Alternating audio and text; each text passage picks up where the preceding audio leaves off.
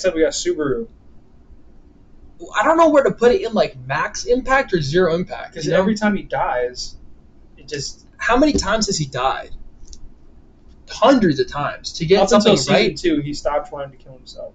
He would just do it as a reset, just like I have to do this again. If he got something wrong, he would just do it. And he kept dying over and over. I And don't then know he figured where to out put that it. it's not resetting each time; it's just sending him back and then keeping that old universe. Unless that was just a mind game, but that's still. It's a toss-up. I'm thinking maybe he needs his own category. Because Subaru category. I'm thinking about it in terms of impact, because he did the most and the least when he died. Because his death is, it's pretty much his first death. Useless. When he walks into the mansion, he gets destroyed by Rem.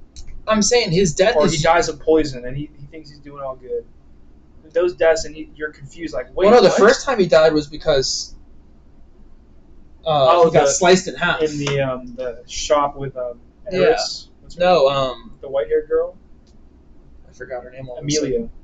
Yeah, with Amelia. That was the first death, and then he goes to the mansion. Rem kills him. Then he dies of the poison.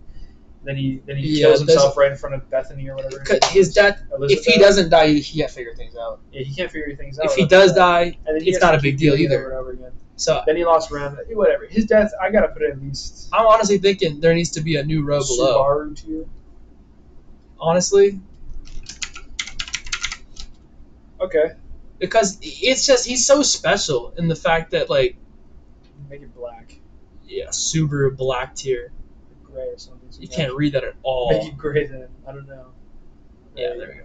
I think just the fact that he can do so much with his death, but the death really doesn't mean much. His death is the entire reason the story goes on. Yeah, like that's his power, being able to just reset after he dies. Exactly. And he dies brutally so many times. There's that death. Remember the intro for season 2? He's walking past all of his deaths. That was awesome. The scene where he like jumps off a cliff and his body shatters in front of Rem. Elizabeth.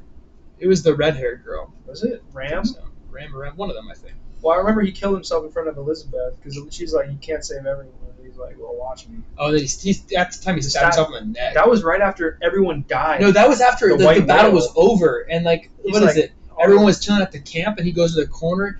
And when they show that after he dies, it doesn't the life still continues on without him. He's like, no way, you just killed yourself. I know. They call him a coward for that because he just resets. It's like a separate timeline with him still in it. And then he realizes that he's like, I'm never gonna kill myself again because what if I just don't wake up? He's like, I can't risk that. I don't know how this power works. That's what I'm saying because he has the most impact and the least impact every time he dies. Zero is so good. It is, and I think that for that alone, you can't really put him.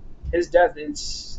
Yeah. You can't really put him in a category like that. I think because if we're talking about purely impact, it's in terms of the story and progression, how to move forward. It's the more most impactful thing that's happened. You can't get higher than him. So, but also you can't get lower than him for death because it's like death isn't really worth too much.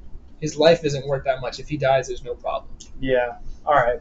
I think that's a good spot for Subaru to be in.